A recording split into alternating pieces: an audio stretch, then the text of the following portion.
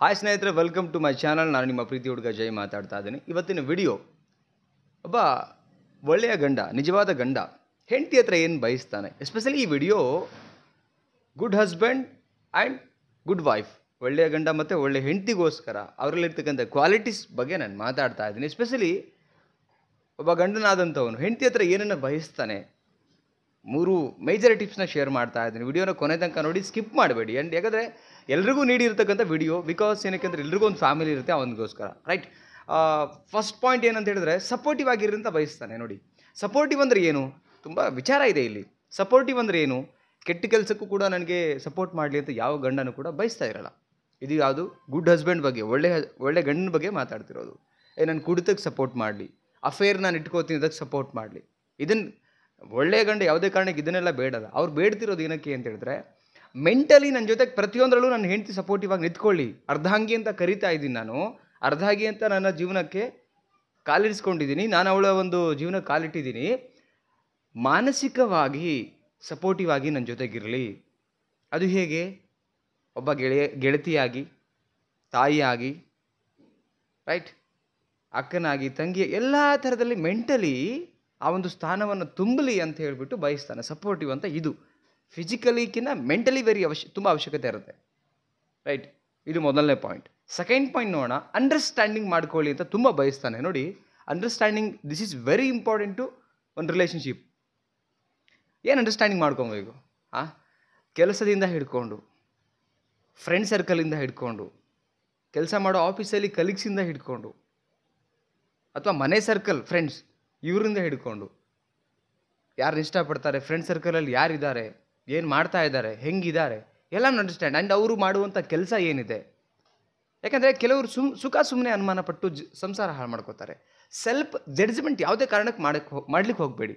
ಯಾವಾಗ ನಾವು self judgment ಮಾಡ್ತೀವಿ, ಸೆಲ್ಫ್ ಸೂಸೈಡ್ ಮಾಡ್ಕೊಳ್ಳೋ ಹಾಗೆ. ಕ್ಲಾರಿಟಿ ತಗೊಳ್ಳಿ. ಏನೇ ಅನುಮಾನ ಮಾಡೋಕ್ಕಿಂತ ಮುಂಚೆ ಒಂದು ಪಕ್ಕಾ ಕ್ಲಾರಿಟಿ ತಿಳ್ಕೊಂಡು ಆಮೇಲೆ ಅದು ನಿಮಗೆ ಅನುಮಾನ ನೀವು ಇಟ್ಕೊಂಡ್ರೆ ನಿಮಗೆ ಅದು ಒಂದು ಹುಳ ಒಳಗಡೆ ಓಡಾಡ್ತಿರುತ್ತೆ, ಮಾನಸಿಕವಾಗಿ ಹಿಂಸೆ ಆಗ್ತಿರುತ್ತೆ.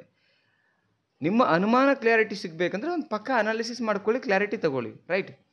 ಸೊ ಇಲ್ಲಿ ಗಂಡನ ನೇಚರ್ ಏನು, ಕೆಲಸ ಮಾಡುವಂಥ ಕಲೀಗ್ಸ್ ಹೇಗಿದ್ದಾರೆ, ಫೋನ್ ಕಾಲ್ಸ್ ಬರುತ್ತಾ ಇಲ್ವಾ, ಅವನ ಕೆಲಸದ ನೇಚರ್ ಏನಿದೆ, ಈ ಥರದ್ದೆಲ್ಲ ಅರ್ಥ ಮಾಡ್ಕೊಳ್ಳಿ. ಆವಾಗ ಯಾವುದೇ ರೀತಿ ಕೂಡ ಜಗಳಗಳು ಅಷ್ಟಾಗಲಿಕ್ಕಿಲ್ಲ.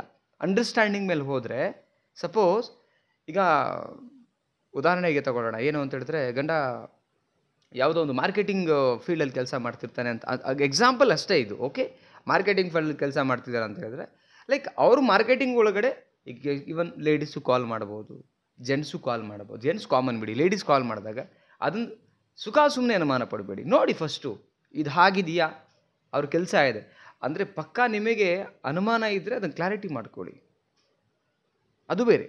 ಬಟ್ ಅನುಮಾನ ಪಡಿ, ಅಂಡರ್ಸ್ಟ್ಯಾಂಡ್ ಮಾಡ್ಕೊಳ್ಳಿ. ಕೆಲಸದ ವೈಖರಿ ಏನು, ಕಲೀಗ್ಸ್ ಏನು, ಫ್ರೆಂಡ್ಸ್, ಇದನ್ನು ಅಂಡರ್ಸ್ಟ್ಯಾಂಡಿಂಗ್ ಅಂತ ಹೇಳ್ತೀವಿ. ರೈಟ್.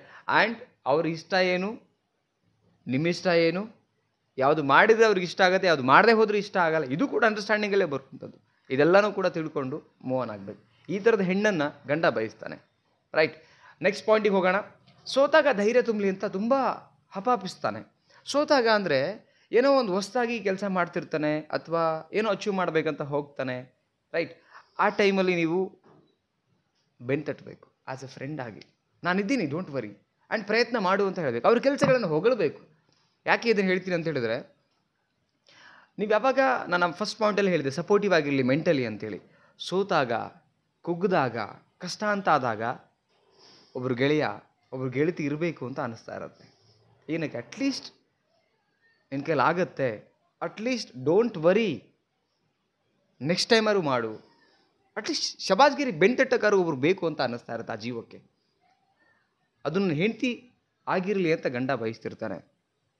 ಓಕೆ.